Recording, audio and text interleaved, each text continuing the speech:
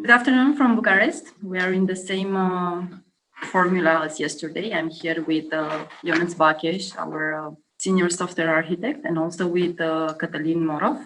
Today, on the second edition, we will be talking about the second part of our live demo on the booking process of a flight service. But before we will proceed with the technical demonstration, I would ask you to please share your questions if you have certain questions. You can easily write on the chat. And in the meantime, I will ask Ionuț to share his screen. Okay, so do you have any questions regarding yesterday's session? So no questions? Okay, then we can proceed further on with the booking process for the flight service. Hello guys, hello again. So we'll pick up from where we left yesterday. We've just finished our flight list page. And so we implemented the search for the flight service. So we can go ahead and make a quick search. Okay, yeah, there's some dates and search. This will, if it's working. Okay, so this brings us to our results. The search is made in the background, as you can remember.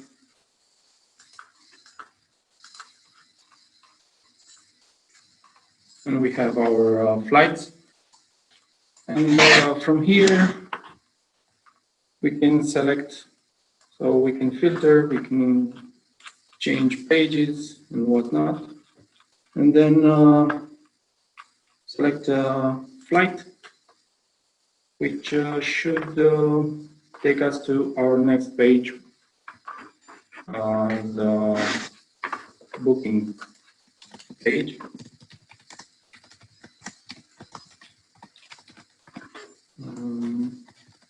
Okay, so we need to make the button redirect us to our book page. Inside our coding CMS interface, we have our 2 pages so far. And inside snippets, the listing and item pagination snippet. So now we can go ahead and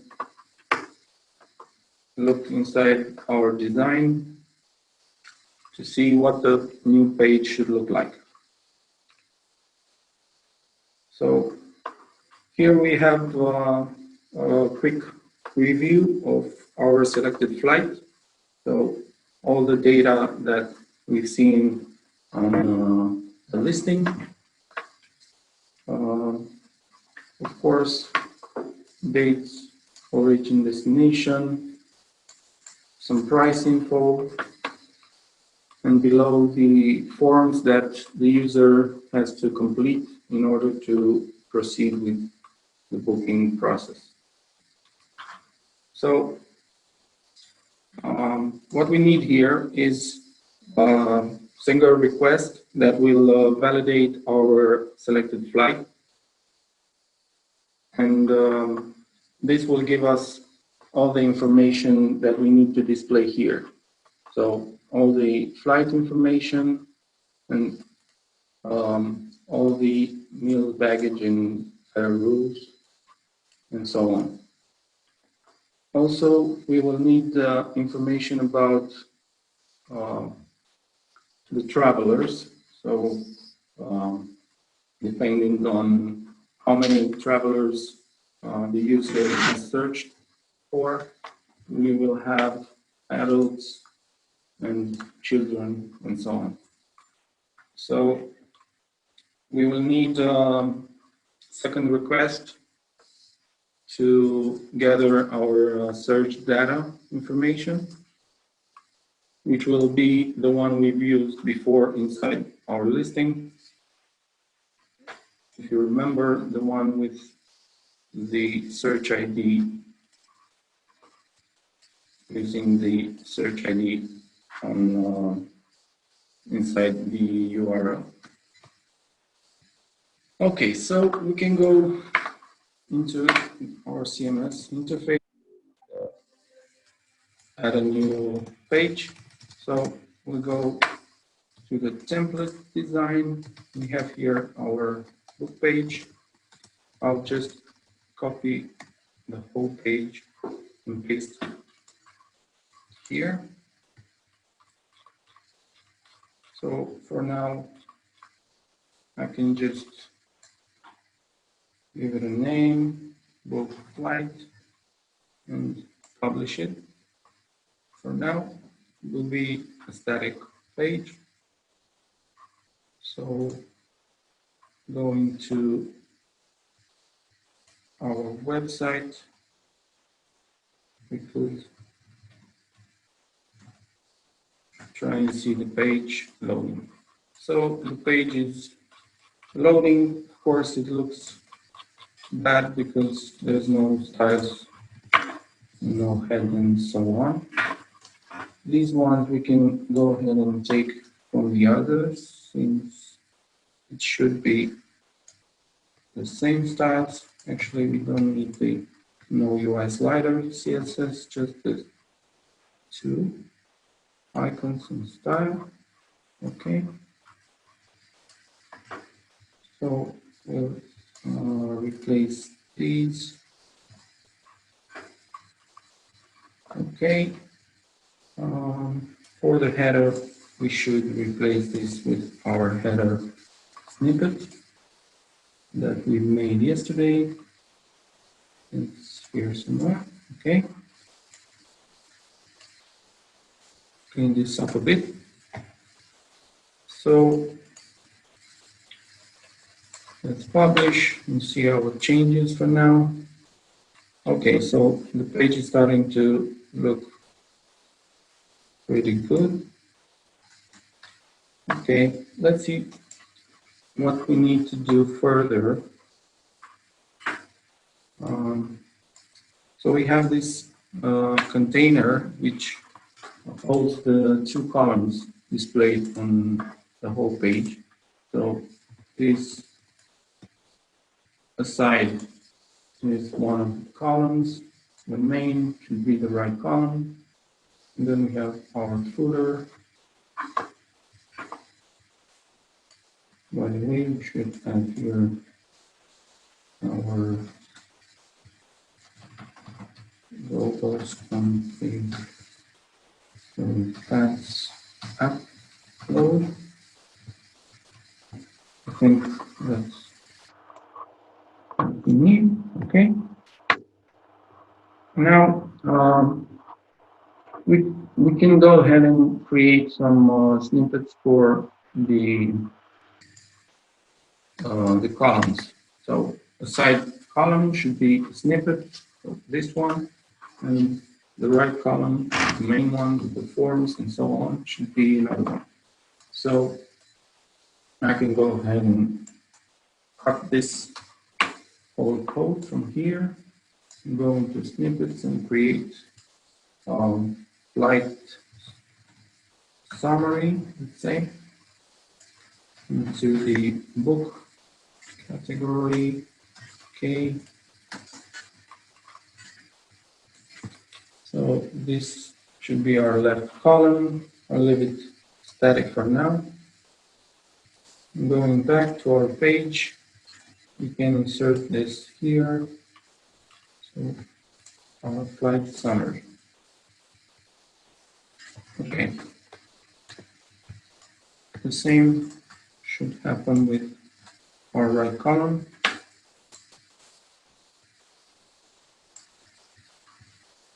Okay, so let's say this is the right main, or maybe like book flight, say flight book main column, and we'll leave this static for now. Let's do this back a bit. Okay, compile.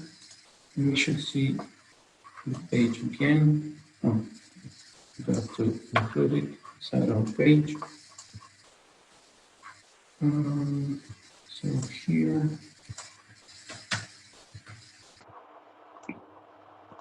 right, publish. Okay, so we have our page and the two snippets. Now, the thing is, we need to show information that will be gathered from one request. So the city and the dates shown here are the same, the ones here.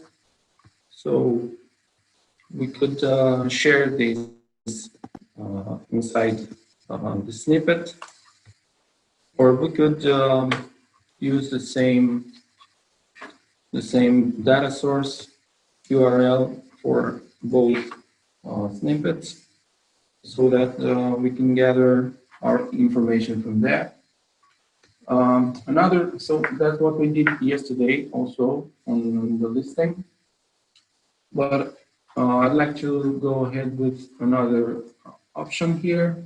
So having these two snippets here, we could just combine them into a parent snippet that should have that data source URL that we need, and then just pass on the data to these two child snippets.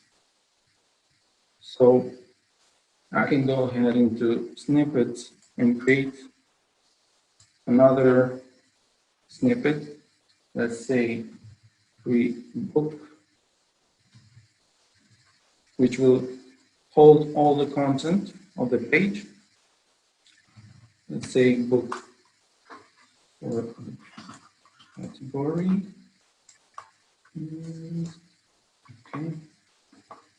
So here I will insert our two snippets from our page.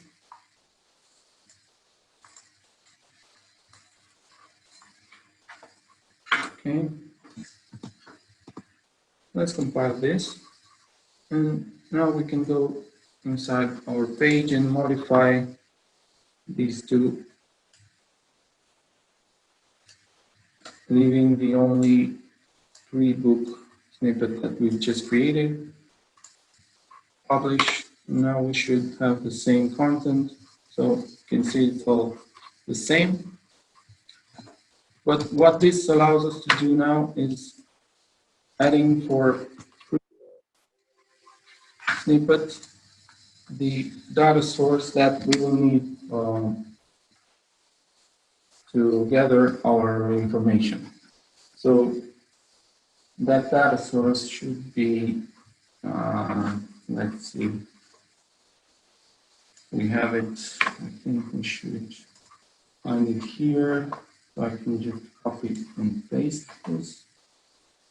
Okay, so this should be the data source URL that we need.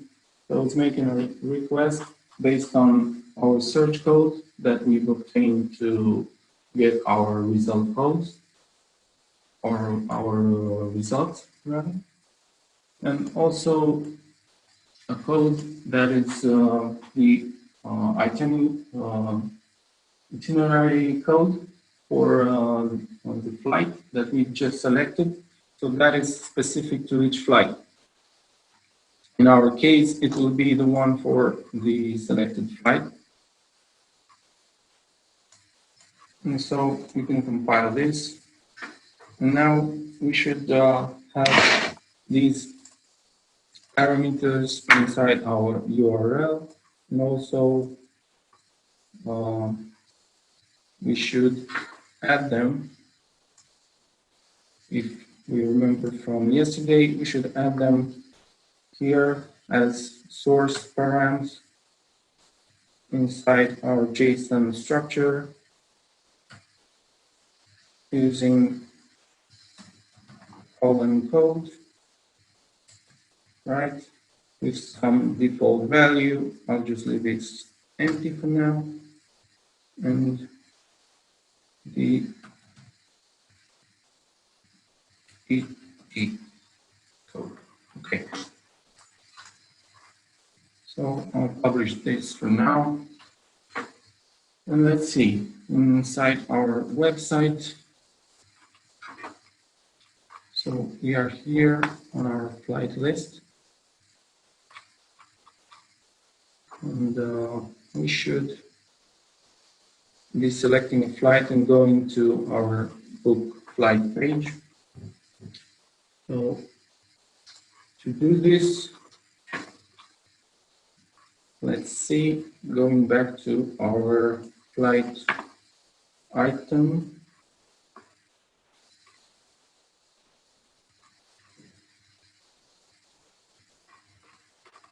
Okay, this looks rather static.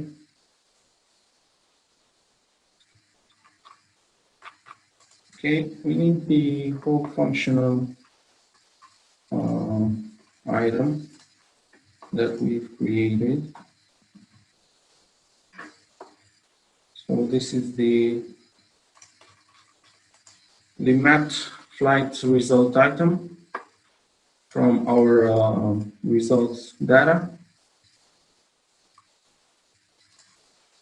which contains data about the flight, so the combinations which we talked about yesterday, and so on, which are used to pass on to the book page. And so we'll refresh this. Now we can see all the prices and different dates. Okay. So now we should select this, and yes, we are redirected to our book page. Let's quickly refresh and see what's happening. So our request is being made, but unfortunately we have an external supplier error. So we'll choose another one, maybe this one. Let's see. So now our request is being made, and it has returned our data, which we will need to access in order to map the information displayed on this page. So we'll need to go back inside our page now, and as you can see, we have some leftover JavaScript inside our page. We need to get rid of that. Let's see down the bottom. We'll just remove the scripts from the bottom and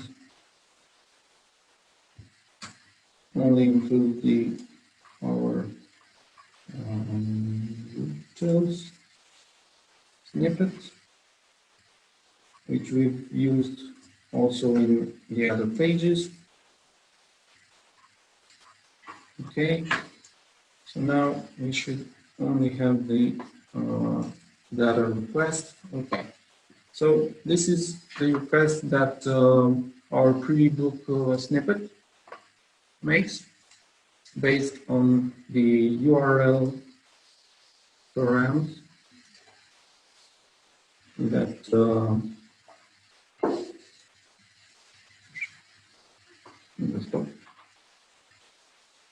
Just 1 second.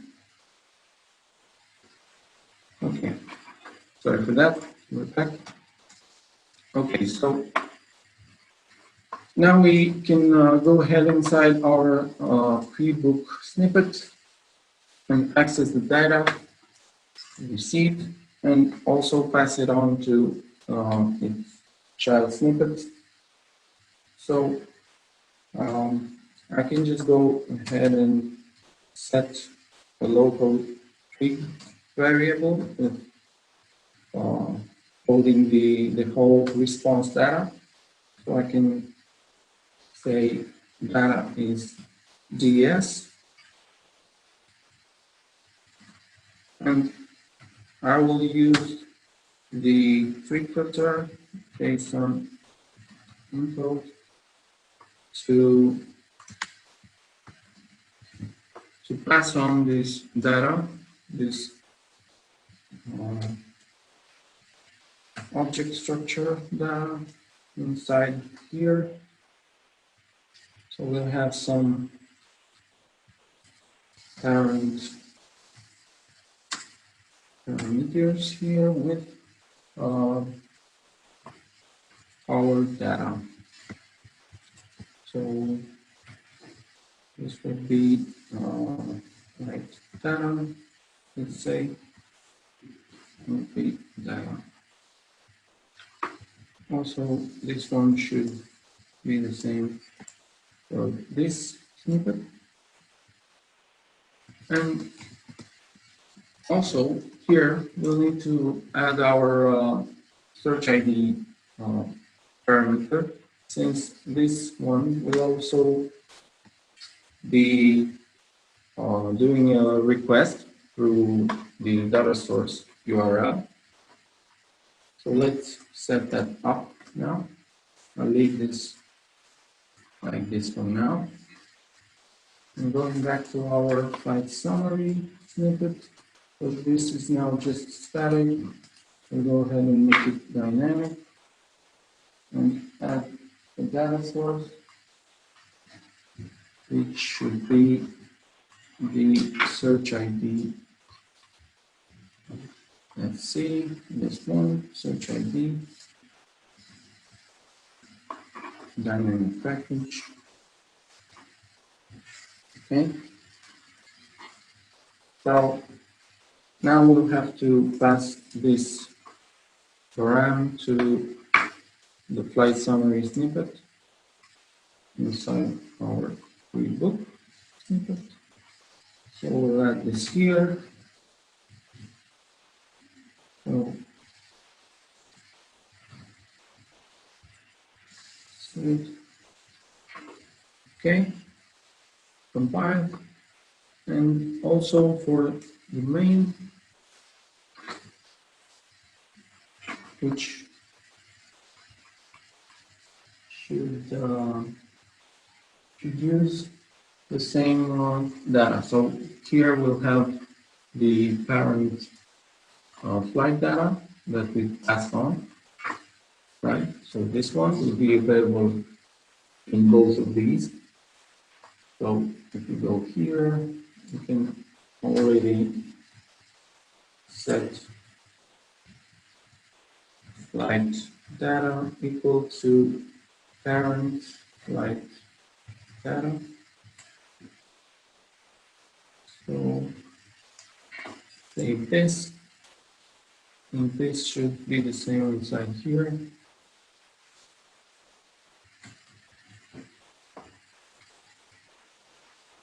Okay. So we need to add here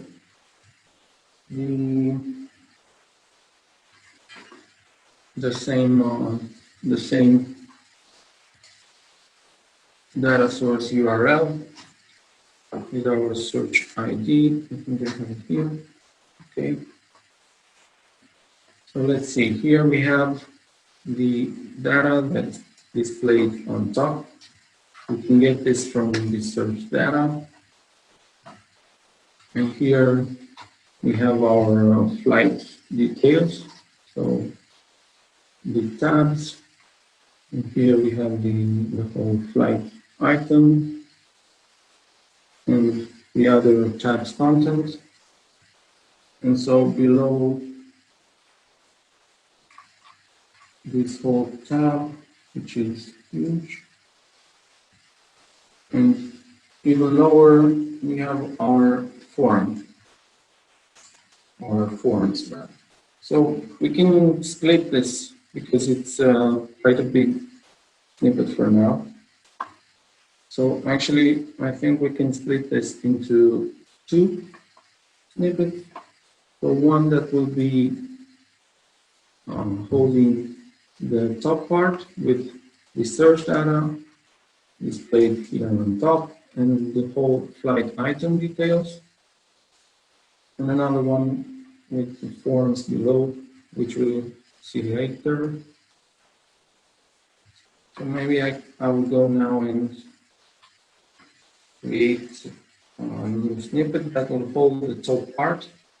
So I'll say the flight detail, flight selected, let's say. Okay. And here we'll have our top content. And let's go back to our main. And here so I leave this one and this one for both of these.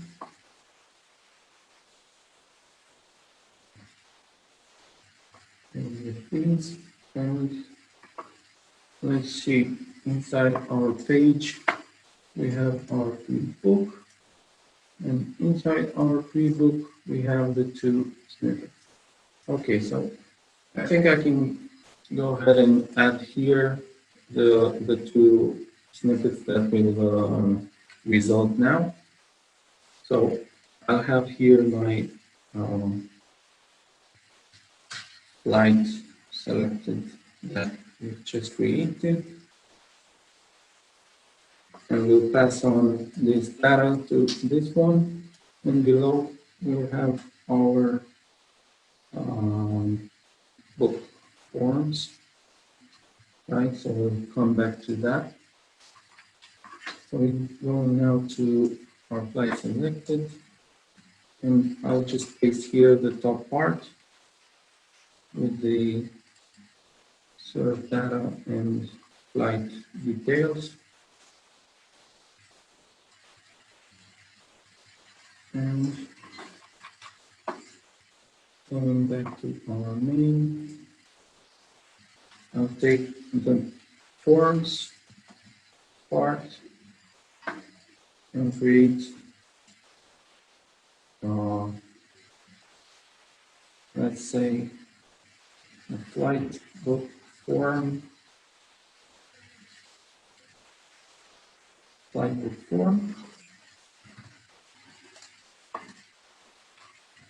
which will hold all the forms below. So I will compile this now, going back to our free book, which is the main snippet. I'll go ahead here and add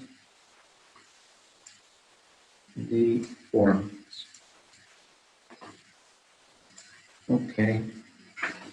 And I think we also need, let's see, so I've got this two, and also this one, and we'll need this column wrapper that we can just add into our free book snippet here. So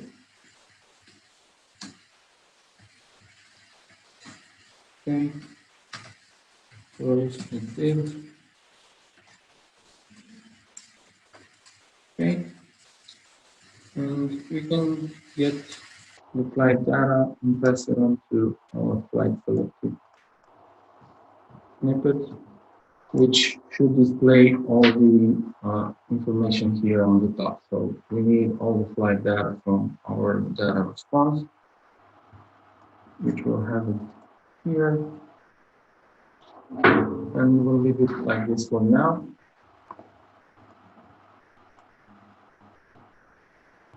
Okay, let's see our page.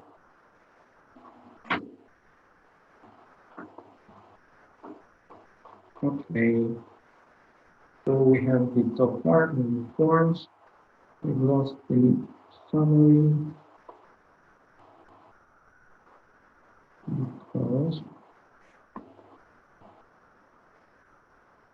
Okay, so should be, yeah, so we've added the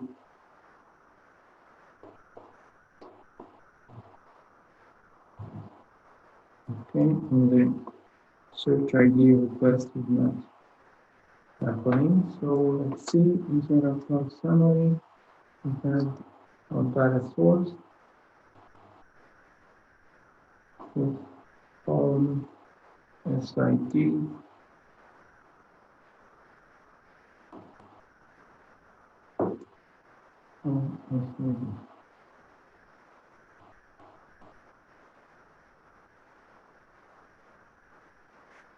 So I think this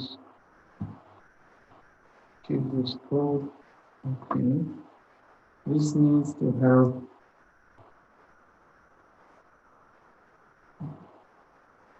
okay, this is fine. Let's see. There's only the first request name.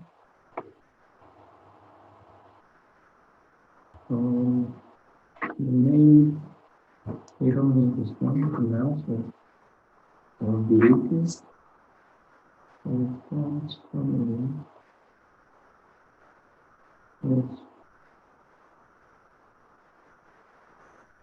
get rid of this for now. I'm going inside the summary. We have our data source.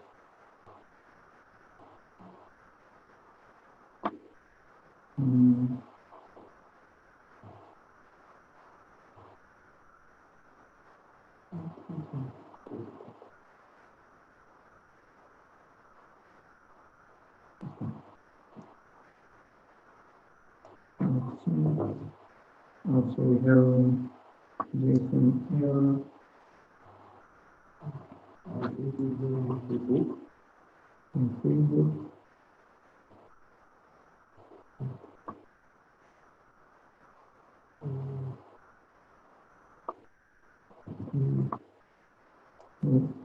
Here we should have our program.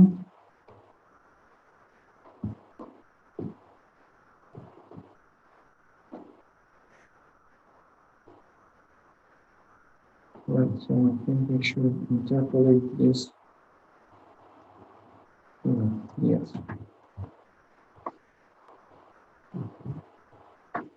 Yeah, so now it should work.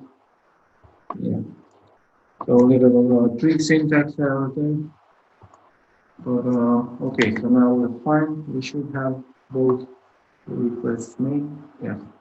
So we have the flight details data here, and also our search data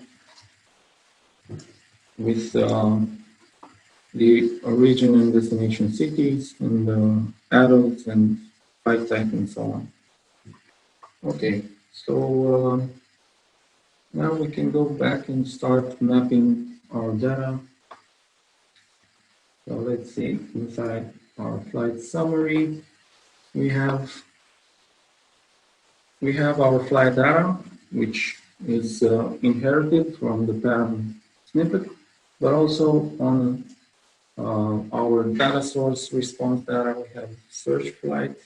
So for this text, we can go ahead and use DS type, which will get us our flight type from here. And if this is equal to 1, we should display round trip. Else we should display like flight route. Let's see. So this should show us the round trip text. And below we have our flight origin. So this one should be TSR first, so our first route. And I think it's flight origin, the property that we need. Yes. And also flight destination for the other city. So I'll just copy and paste and just modify here, destination. Also, our date is on the route array, so the date for each route. So we'll just use date for both.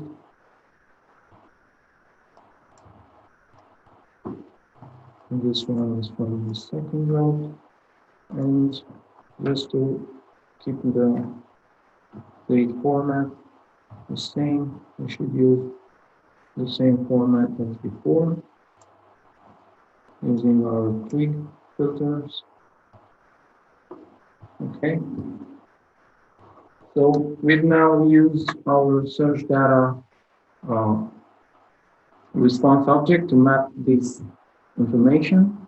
And below we have our price, which is where our flight data will be useful, since the price we have here on our flight data request, but we need to access it from here. So for the price, this will be flight data dot price. Also right here, the currency. Okay, let's save it and take a look at our page. Okay, so we can see our price being displayed correctly, and also all the information from our route, the search data, all the cities and the date. Right, so that's for the left column. So now we can go ahead for the main column, and I think this one we can get rid of, since now we have the flight selected snippet.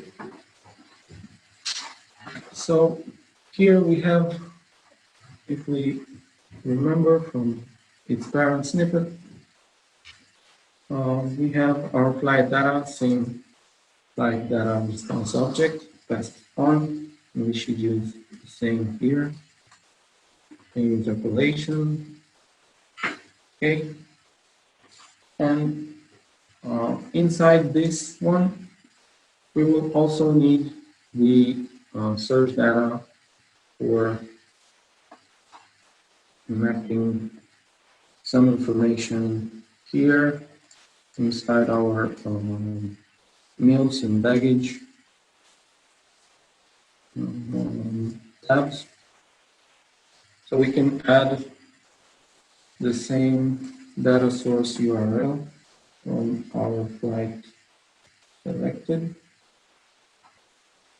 Oops, no, the flight summary. So copy this and going back to flight selected, make it dynamic, adding the URL, compile it, and just because the same request is made by the left column snippet or summary snippet, the same request won't be done again by the newly flight selected snippet. Right, so we need to go back to the book and add the source params here. To make it known, it has to use the SID param for the request. So we can see we still have only the two requests inside our page. And now we should also have our search data available here. So I'll make, again, a local variable with our flight data taken from our parent flight data. Okay. So here for the text that is displayed on top, you can use the data from our search data response object. So again, here we can add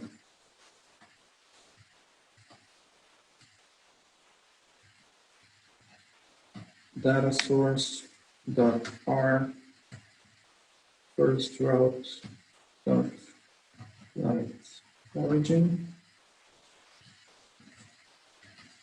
dash, and the same goes for flight destination.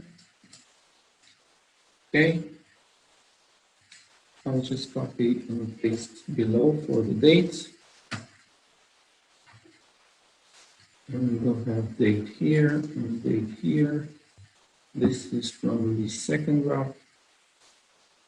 We can also apply our date format filter. Okay, and just copy and paste to this one. Okay, compile it. Let's take a look. Right, so now we have our data mapped above. And we can go ahead and dive into the flight details below. So here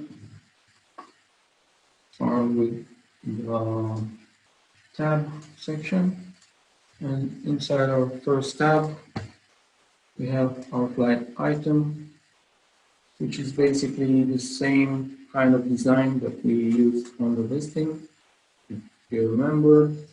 So we need to get rid of the checkboxes, since these are not used here. Just map this out. So diving here, you see we have our routes, containers. So we'll need to make an iteration here to our routes and use this departure element. So this won't be needed. So here we'll make the iteration for route flight routes, and we'll end it here.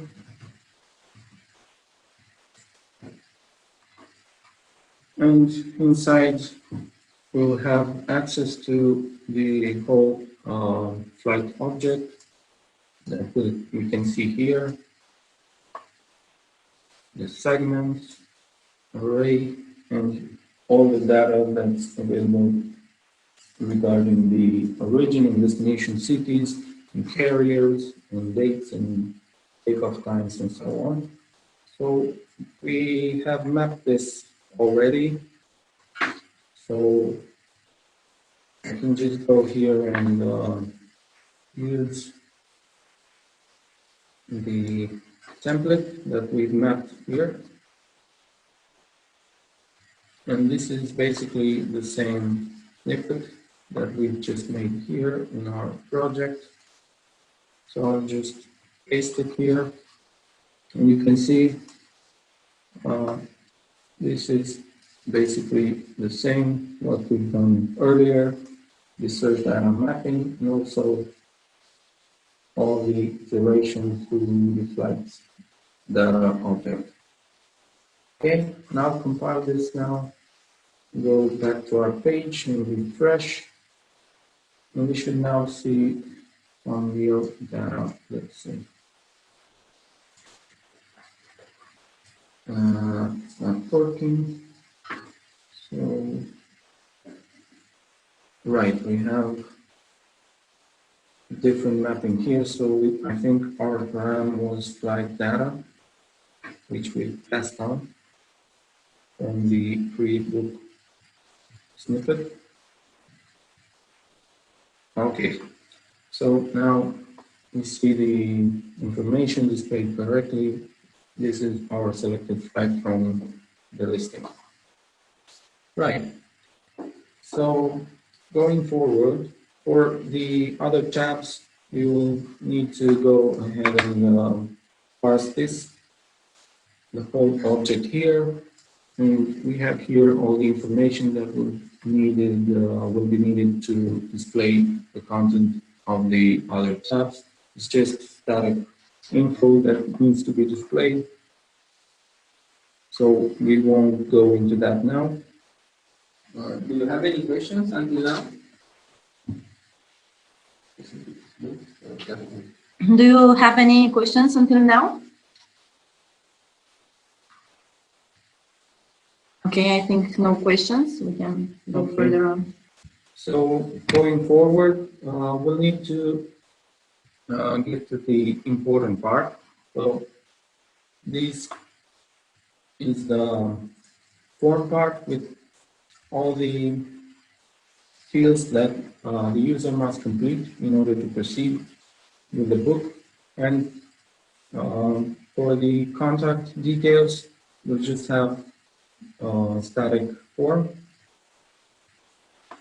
And for the travelers, we'll need to build this dynamically depending on how many travelers were selected. So depending on the search that we've made, we'll have one or two adults and no children, or in this case, one children. So in our search, we have one adult, one children. We need to see the form displayed for one adult and one child. Sorry. Okay, so going back to our pre-book snippet, we created the form snippet that holds all the static HTML for now. So this is just the static snippet holding the HTML. You can see here the contact form with title, first name, last name, and so on. And below our travelers. Yeah, all the required fields for creating creating the process book to create the process book are documented in our REST API documentation. So to create an order, you will need an owner, which in our case are contact details, first name, last name, and so on, and the travelers that are on the flight service.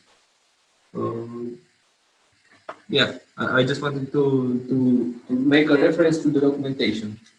Okay, so to map this, we need to go ahead into contact details form, and we can just add here names for our inputs. So this is going to be owner and first name,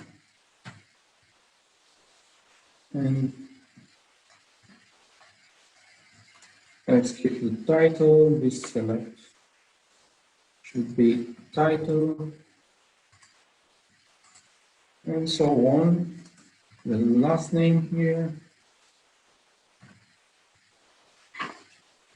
and email, and phone. So all this should be available inside our documentation. So if we open up our REST API documentation, go into orders, and here to owner, here we can see we have all the information that needs to be completed for personal and also company details. Okay, so going back, so this is fine. We'll gather our data from here from these inputs. We'll leave this closed for now and going ahead for the traveler section. You can see here the traveler form items.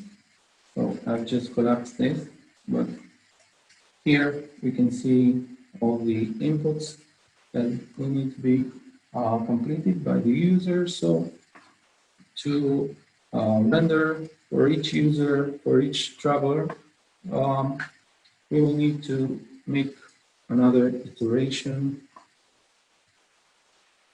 to our search data. So in order to get our search data, we could also add here our same data source URL. We use this here also. Okay, compile this. So now we can go ahead and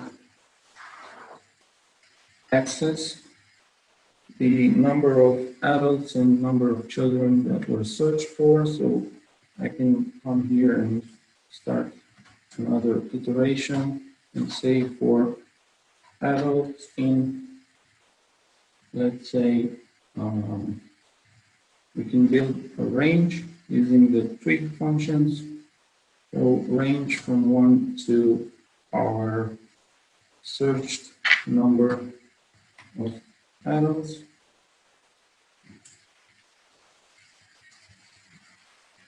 Okay, enclosing here. And so this is for our adults, and we can do the same below for children. And range, so you can say is children.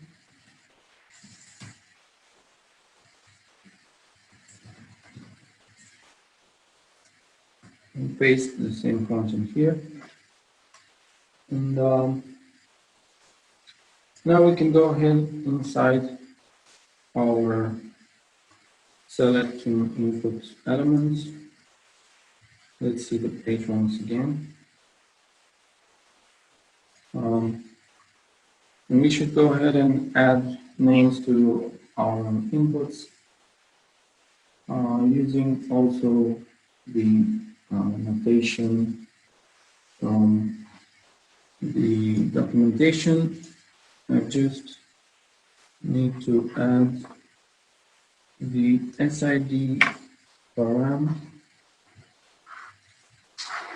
So this one should go here so that the request will be made. Oops.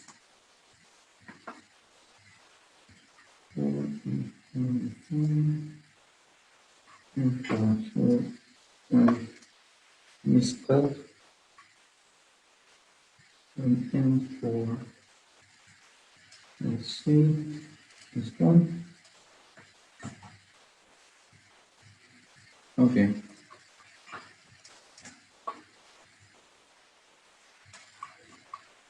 Okay, so we can look inside our documentation and gather the names of our inputs for name and for slides.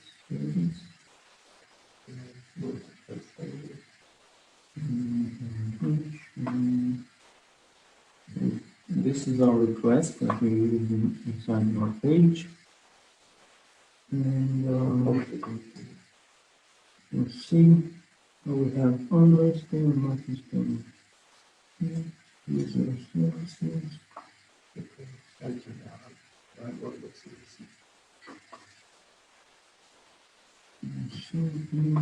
JSON, fly JSON data. So this will be data that will be needed to be passed on at creating the order.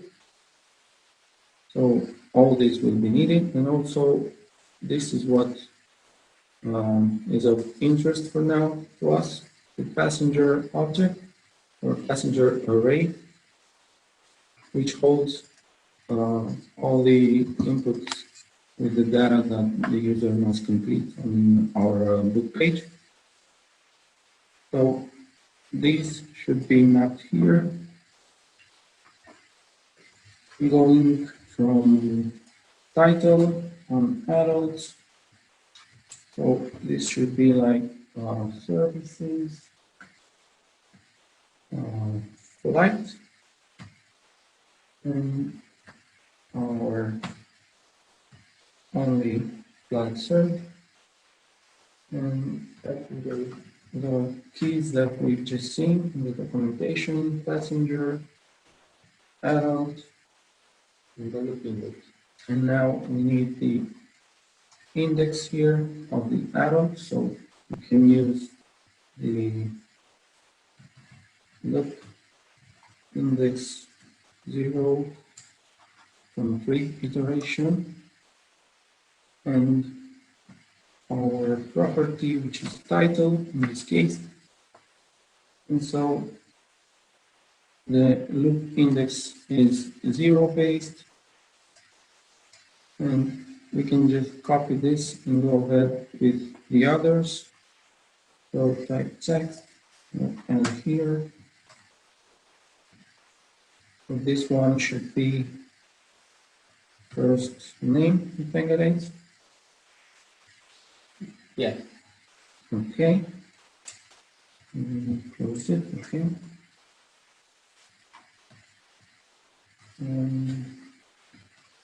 So on. Last name. And I'll just copy it like this. This should be birth date. Okay.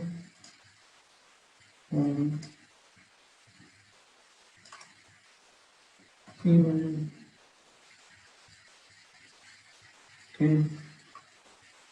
And passport inputs if they are needed for secured flights.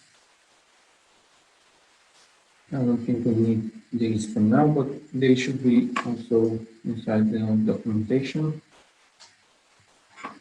So the same should go for children inputs. So here we have child instead of adult, and title. And so I can now copy this and go into first name,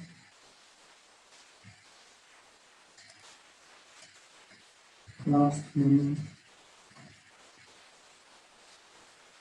and birth date. It should be date, by the way.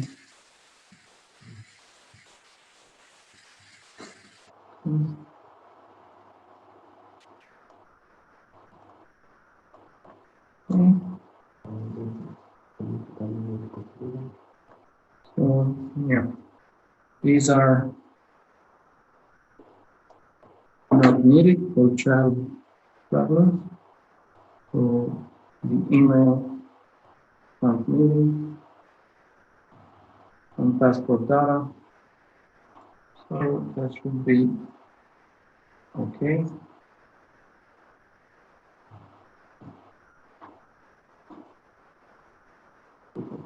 Let's go ahead and refresh the results.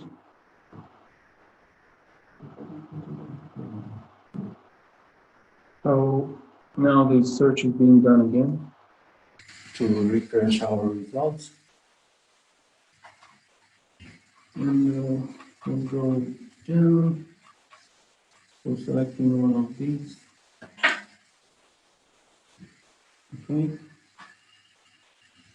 And yeah, so now we have our forms, and also this should be all mapped with all the data that we just completed. So this is what should be used. Now we can simply go ahead and gather the data from both from the whole form and pass it on to the next step, which will be the create order step. Okay, let's have a 10 minutes break. So our colleague Cătălin will need to have a short break to have some water. Let's get back in 10 minutes at 2:22 Romanian hour. So I guess that everybody is okay with that break. Okay, so we are back here. From this part of the presentation, Ionuț will take part and explain further on what's going on in the booking process. Yeah, hello guys.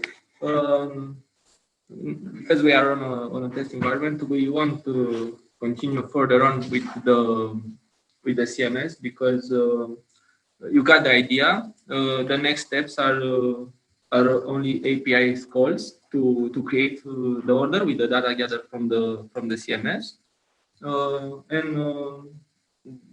there will be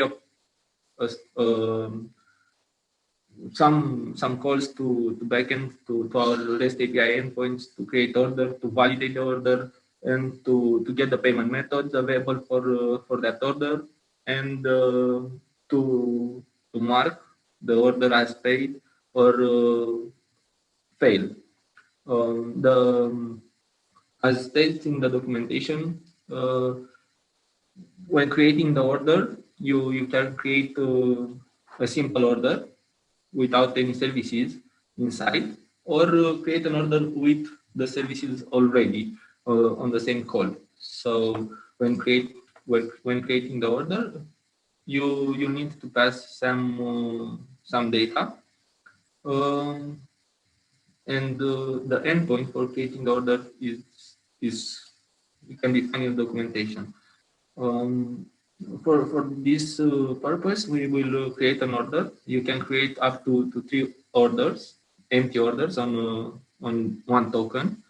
We took in place this security method because we don't want to create too many empty orders that in our case will lead to misleading information. And you can add as many services as you want on a specific order. You can have also multiple services of the same type. Let's say we can add 2 flight services and 1 hotel service on the one order.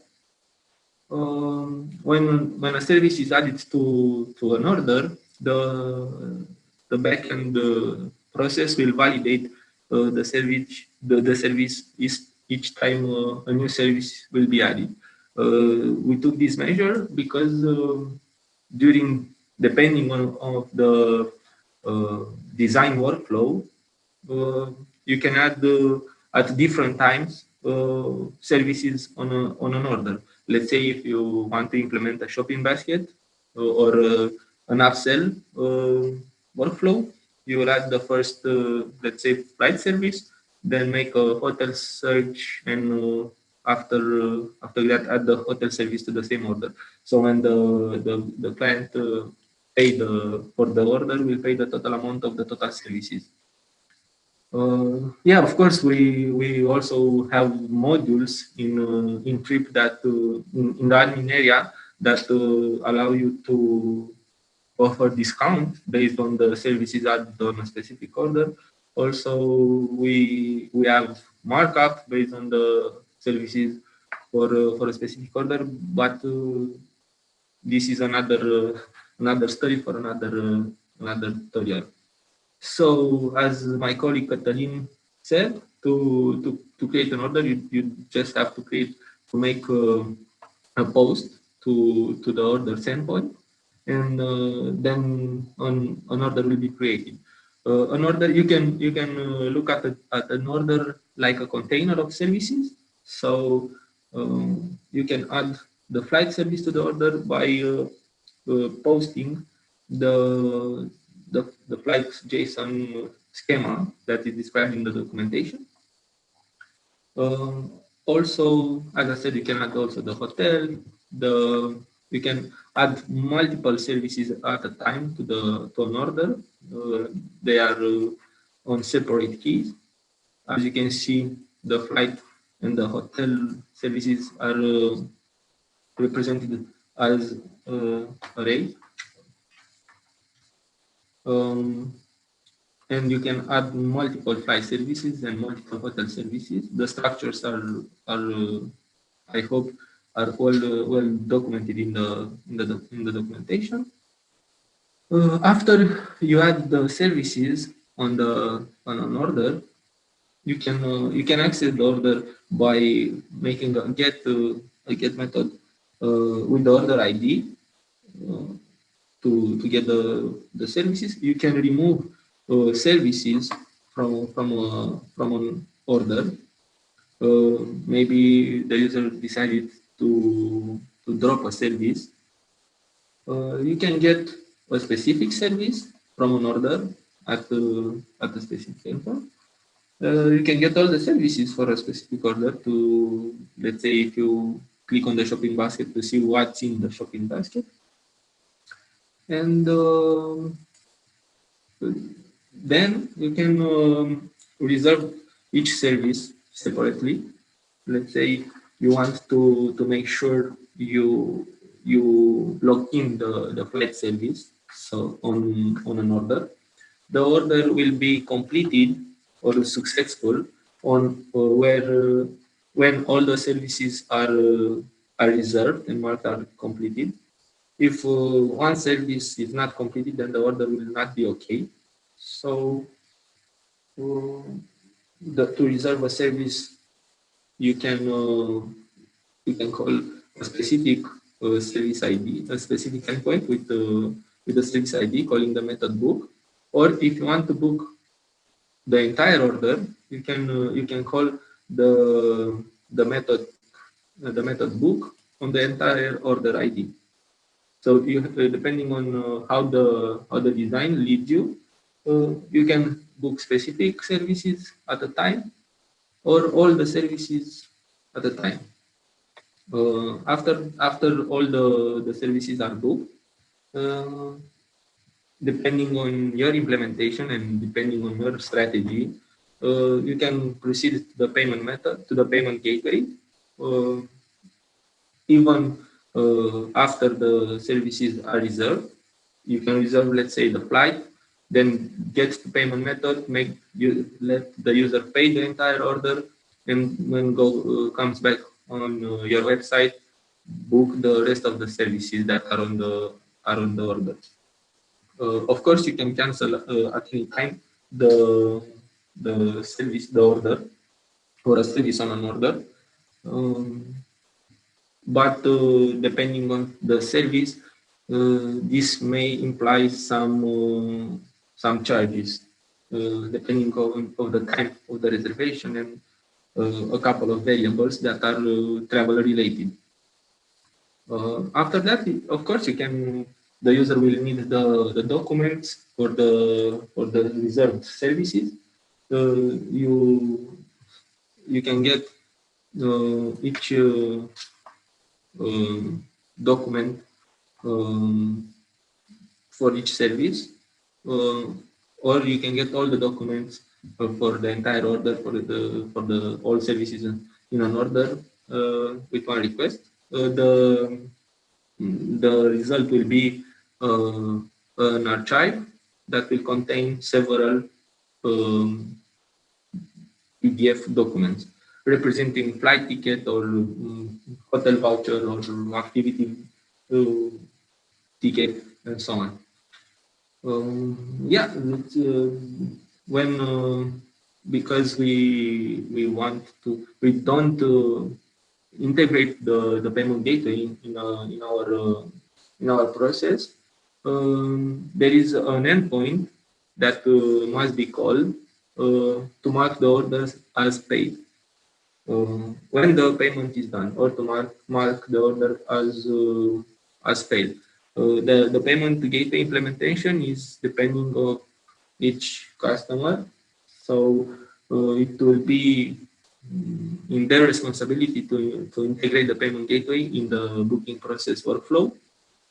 So the development and the integration of any payment gateway should be made in third-party application. It can be done in each language the developer is used with. I will try now to go to some REST API calls through the Postman to see how the workflow will be from the API point of view. So I will I have a collection, Postman collection that I think it's also in the documentation. So let's try to put this.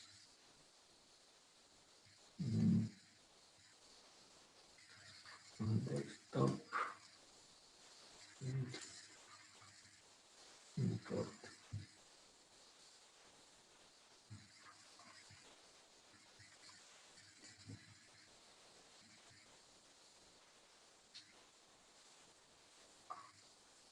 Okay. So in this collection, we have all the requests that should be made from the beginning of the booking process till the end. So the request will be how to get the flight location, and we already saw that in the yesterday presentation. That is a specific endpoint that will allow you to filter the location based on the first two letters. Of course, you can add other letters to add more restriction to the endpoint. After that, you will need to take the city ID for location to then start a flight search. So you are familiar from the yesterday presentation with the naming of and the structure of the parameters with the container ID and the service type, the index number of the search, and the parameters for that are specific for each service. So we'll start with one adult departing from I think 10 is for London. Let's change the date. Let's say 7th of November. Going to Paris, which is the city ID 1, and returning from Paris on 13th of November with a round trip flight. So let's make the search. Now, as we talked already, when the search is made, we got the search ID in our presentation. We call it SID, SID. Based on this ID, you can check the status of your search. So let's copy this search ID and go to the search check status. So replace on the SID endpoint, you can inspect your search through a get method. So in this case, the search is still running because, as my colleague Katalin said, the search is not ready until we got the code property in this object. So we have to make another request, and as you can see, the code property is present in the response. So now we got the result code for our search. We'll have to copy it, and now we'll go to to get the flight results based on the code we just got. So the endpoint will use the V3 API version for the flights service. So if we want to get the results, we'll just have to make a get on the flights endpoint. So we got the response, and you already are familiar with the structure, the airlines that are used in our design to render the filters, the airports, if you want to render filters for airports, number of stops, the departure times that are present in the current data set, the return times, the search data that we filled in at the beginning of the flight search, some useful links where you can get you can use it to walk through and to guide you through our API, and of course the embedded data source, which are the flight with all the properties that we already seen. Okay, we must select the flight in the next step and validate it. And for that, we need to use the same result code that we got already, and to select itinerary code that represent the combination in the flight type round trip case, the combination of the two routes. Let me show you to be more clear what I mean. If we go back to our search, let's use the back button.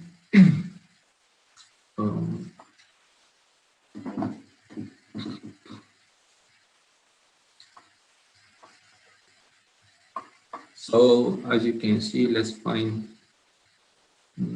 Okay, so here we have three departure routes. I can choose one of them, and combine it with three return routes. So I can combine the first departure route with the second return route.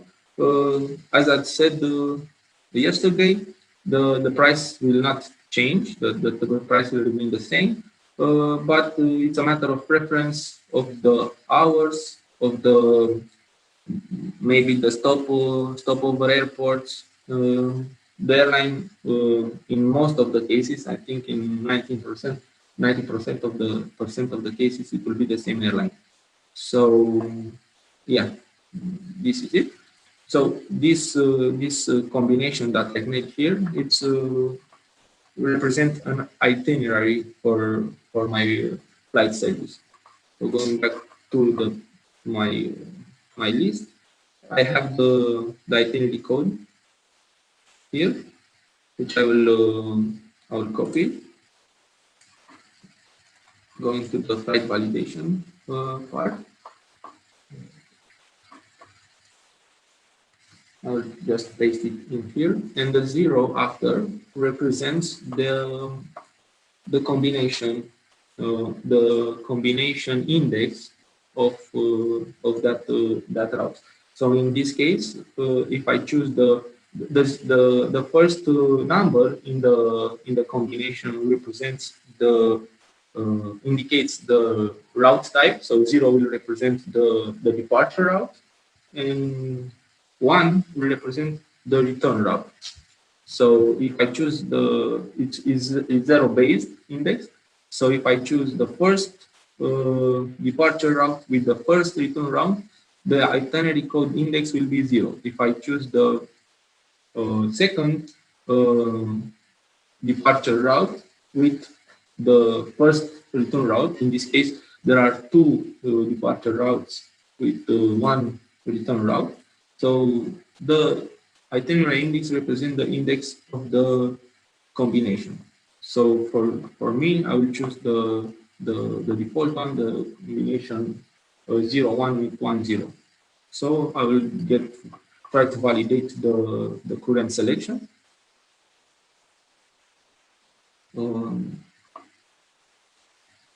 Okay, the validation didn't work for this specific flight. We are on a test environment, so I will have to check another flight, another itinerary code to see if I get the validating.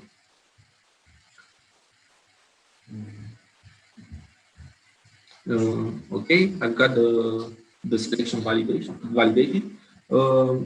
On test environment, although the communication with the suppliers, with the GDS, are live, are done, is not cached anything.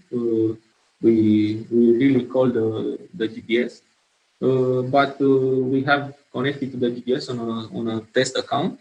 So don't mind the prices, maybe because the prices may not reflect the real price.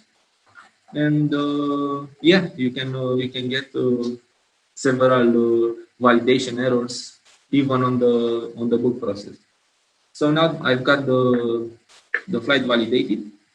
So the price that I selected, I think this was the itinerary code with the price selected. The validating returns also the price as a confirmation. In most cases, the price wouldn't change through the validation process, but we encountered some cases when the price was changed. That's why we encourage to make a confirmation for the user to see the updated price, or to make a warning if the price has changed. And I've got all the flight information for the flight details page, maybe, or on the book page.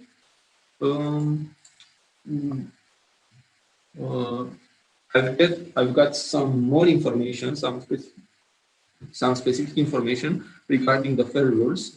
This element wasn't present in the listing, and the fare rules are per passenger and per segment. So we got a couple of information regarding the fare rules, regarding the fare basis. We got the fare details, the time limit for this to be booked, and a couple of other information. Also, you got some information regarding the supplier supported payment method. So be careful, these are not the payment methods that we require, is the payment method that the supplier requires. So you can offer the possibility to the user to pay offline, let's say bank transfer or cash at the agency, but the payment for the supplier will be made by agency through credit. Okay, so I'm done validating flight. Let's proceed to create order. So as I said, when creating the order, we can create an order just with the owner, and afterwards add the service on that order, or create an order with all the services at once. In this case, I will create the order with the flight service already filled in. So I need the itinerary code, I need the flight code, the flight result code that I will take from the previous step.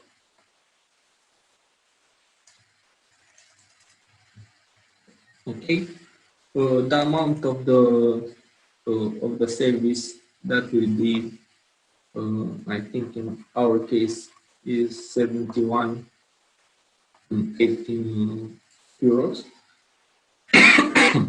Sorry about that. The status, the type one adult, and the passenger information are some dummy information right here. Let's pay the order.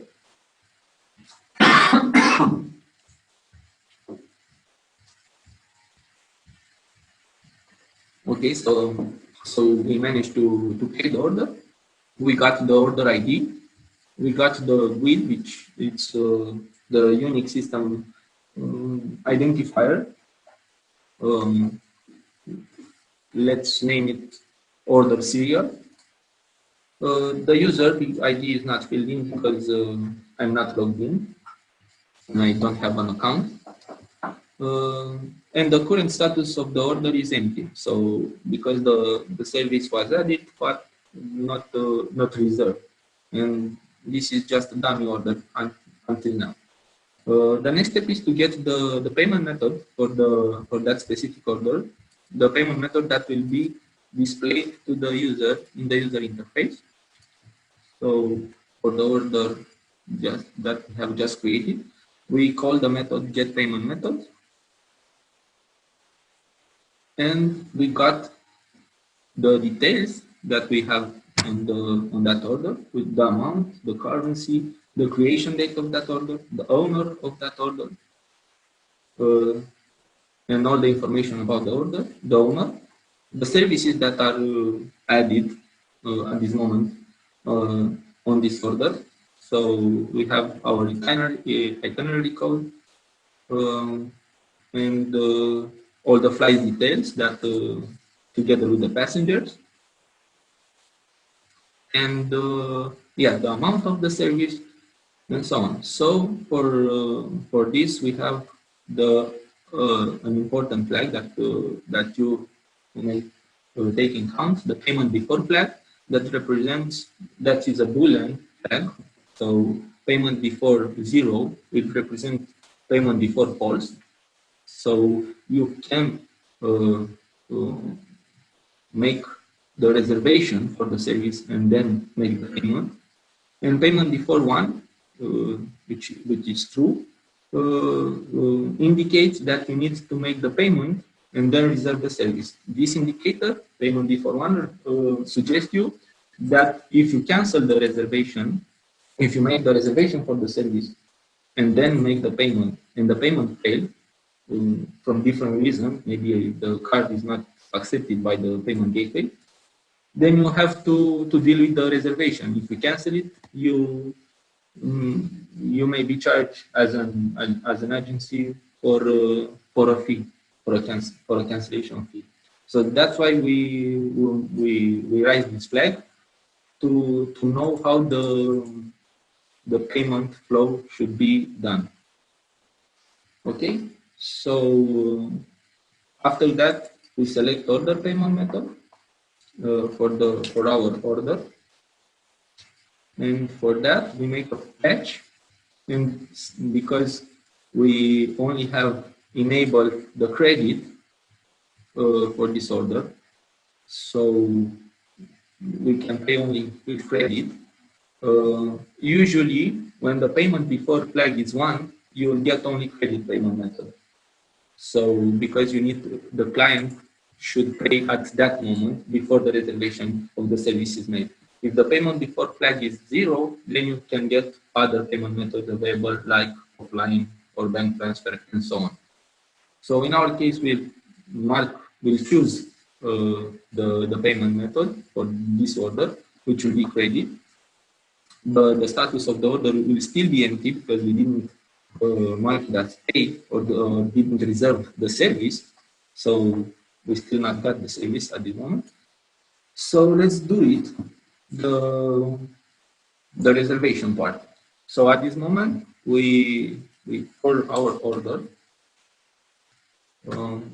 we'll choose to book the entire order, not only our service. In this case, because we have only one service on the order, the end result will be the same, even if we book the service by service ID or book the entire order, the service will be booked. So let's make the request. So we got the OK for the service. So the service is booked, and the payment is still empty because we didn't pay the service that we have booked, but the service status should be should be 0 in this case. Okay, let's mark the order as paid. Let's make a fetch and mark the payment status 1 with the status next to paid. This should be done after the payment, the negotiation between the integration with the payment gateway is done. So if the payment is okay, you can mark the order as paid. So as you can see, the status message for the payment is okay. So the payment is made. Yeah. So to download the travel documents, we need to only call the service API documents download for our service ID. Let's get back to the service and get the service ID and get the documents for that service. Okay, then complete order.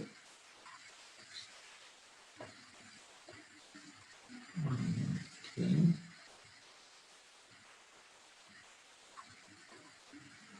Let's make the reservation because we have to mark the order as paid before making the reservation. Otherwise, the system will just not allow us to make the reservation after we mark the payment as the order as paid. So yeah, last time the reservation wasn't okay. The status, as you already seen, was 0 for the order because we tried to reserve the service, but the system indicating that the order must be paid before the reservation made. So we made the payment, we marked the order as paid. Now we were able to resolve the service, and the entire status of the order is now okay, which means the payment status is okay, and the service status should be changed to 1, which means we are good. And also receive the reservation ID and the confirmation number from the supplier, and the status is booked. Now I think we can proceed to get the documents, and if I save the response to PD to, let's go to my desktop and save it. Let's create a folder.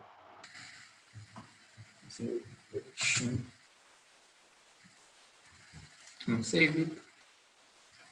And if I go to that folder and extract the content of the archive, I should get the ticket for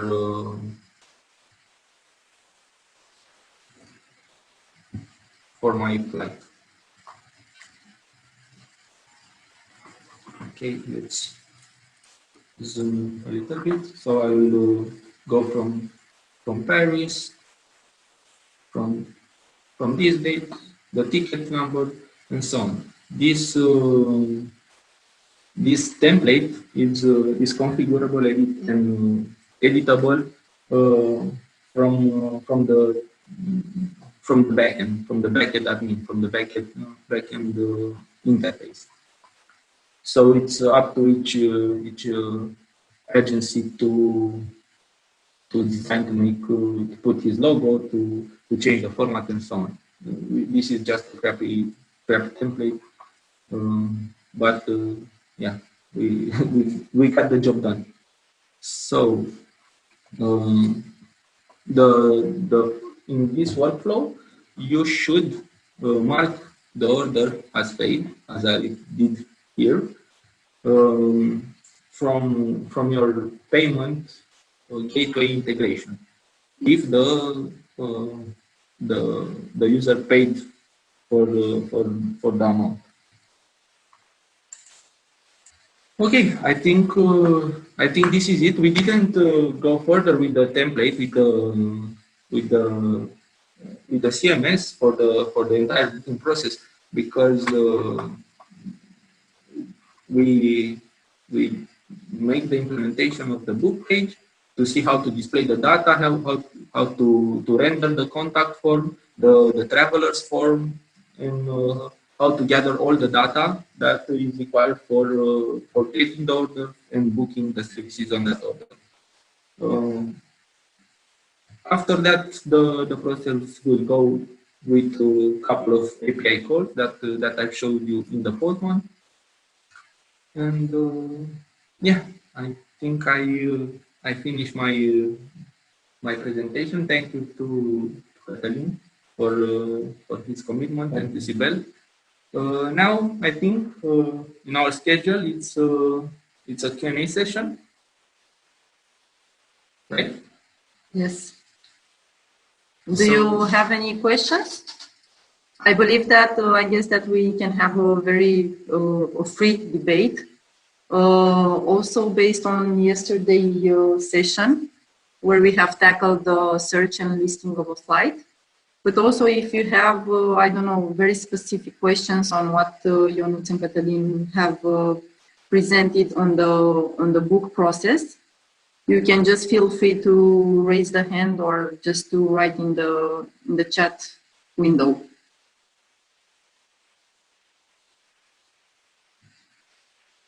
Yeah, we can take a 5-10 minutes break so they can take their task and in place and ask the questions. Okay, then let's have a 5-minute break session. Let's make it 10 minutes. Okay, 10 minutes. And if you, in the meantime, you can prepare the questions and just write them down in the window.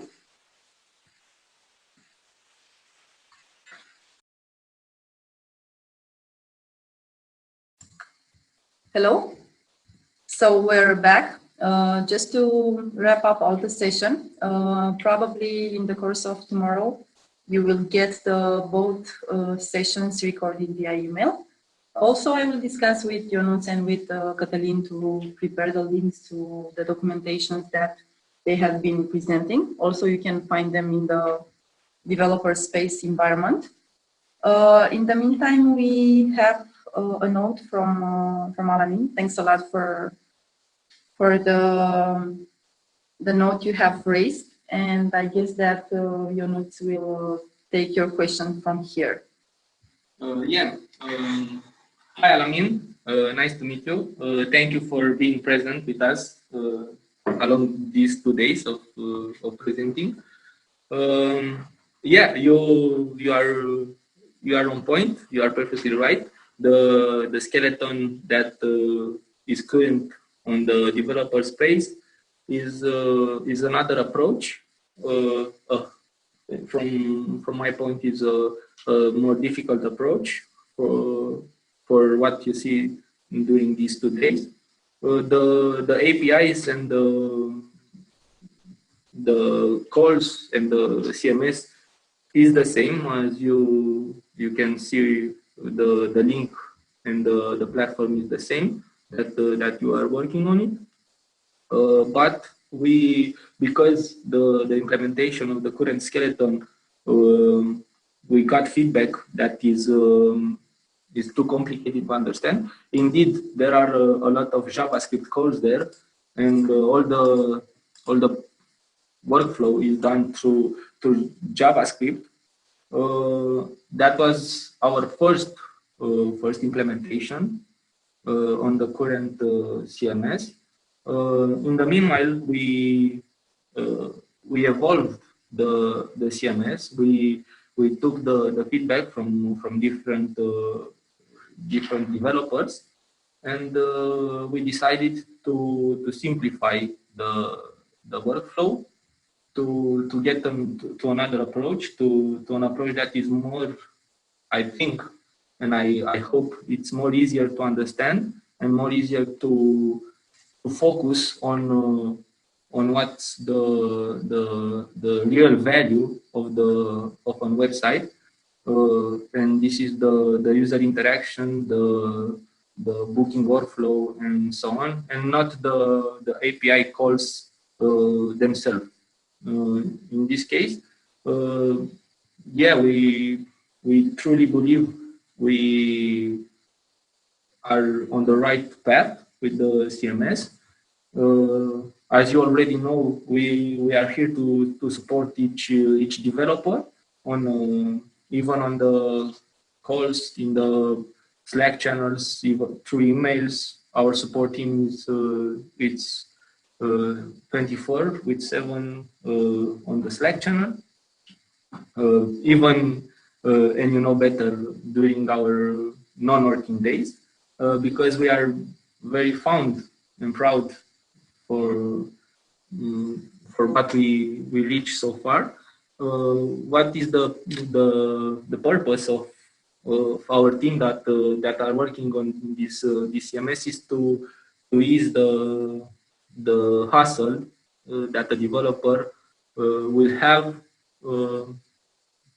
creating an OTA, an online travel platform, so they don't have to understand exactly what's the processing behind, but use the information that we provide through REST APIs. I don't know what to say. The data source and the rendering engine of the CMS is on continuous development and improvement. We have a very nice team here working on it. If you have some specific questions regarding the skeleton, by the way,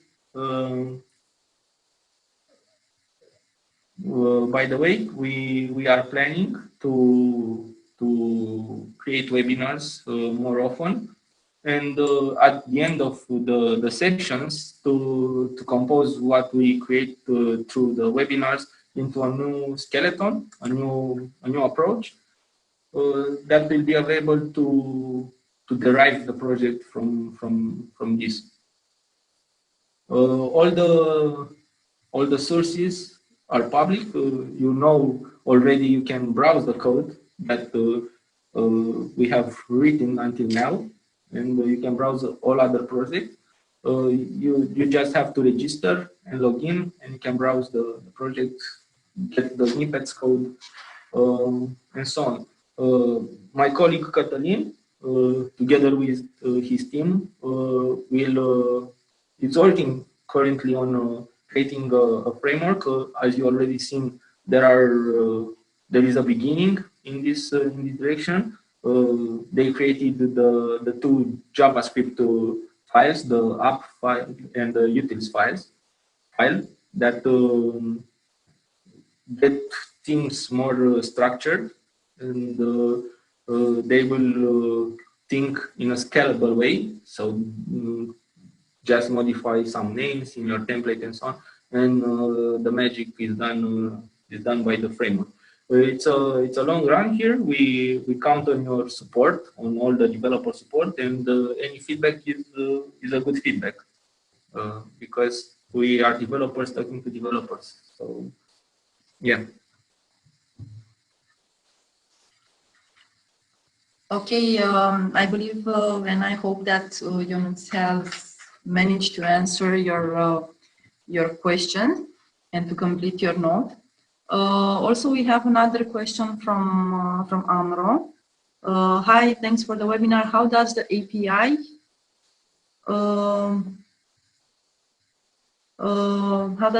resolve conflict of two users booking the same search results, if that can happen? Yeah, that's a good question. Behind the engine has a different layer of caching. In this manner, if the same search is made by the two users, they indeed will get the same result code with the same dataset. If they try to book the same itinerary code with the same index on the same result code, this most of the cases will not get an error. That's because the flight or the airline for that operates on that itinerary has a couple of seats in the plane. So yeah, you can book the same itinerary on the same result code a couple of times. We can make the book again on the postman on the same result code and the same itinerary code. That's why it's the validating flight method in place there that checks if the flight is still available for booking. This is translated to is there are enough places or there are seats in this flight for me to book. So this is not treated specifically by the API, but is treated by the GDS.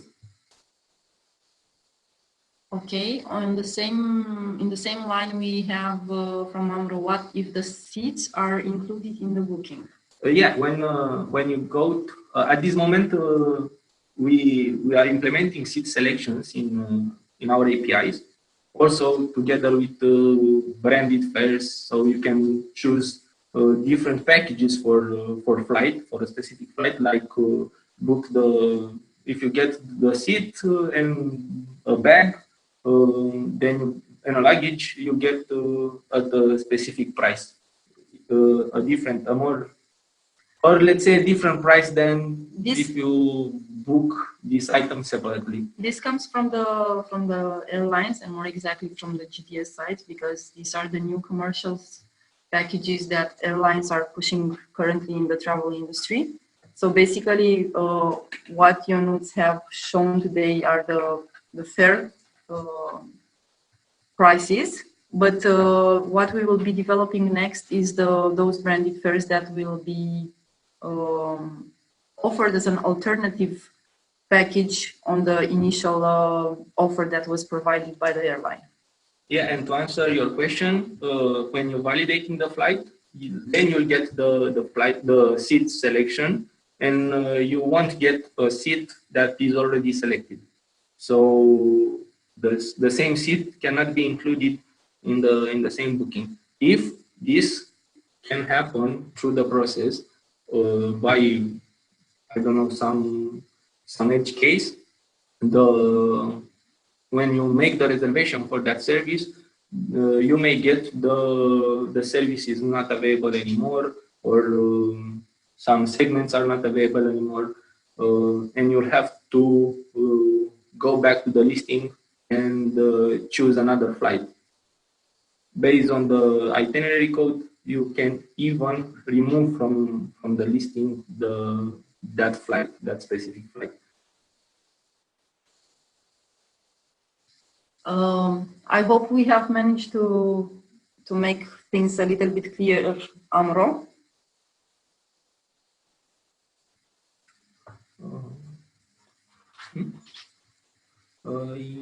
Yeah. Okay. So, Alamin, if I think before going live to switch to this approach, I really don't know what to say. It's about how do you feel with which approach are you more comfortable for the future developments. Yeah, I think both implementation have advantages and disadvantages.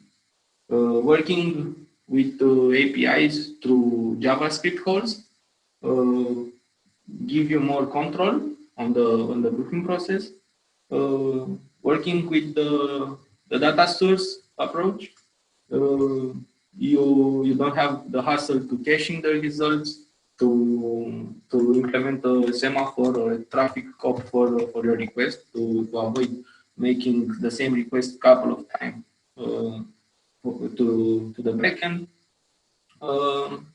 Yeah, if I will need to choose at this moment, it's I will give it a shot on this new approach to see how complicated and how comfortable I feel when I take this approach.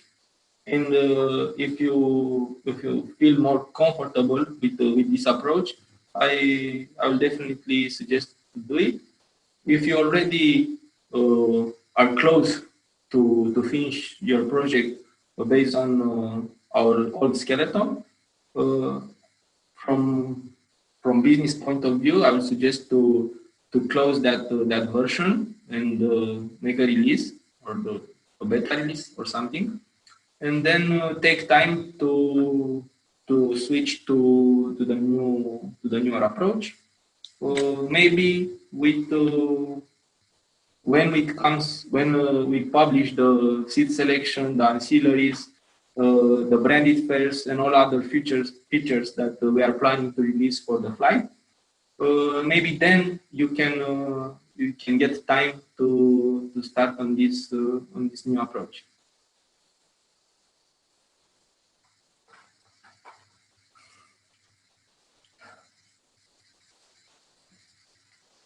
Okay, so it seems like some units have managed to clarify his point of view.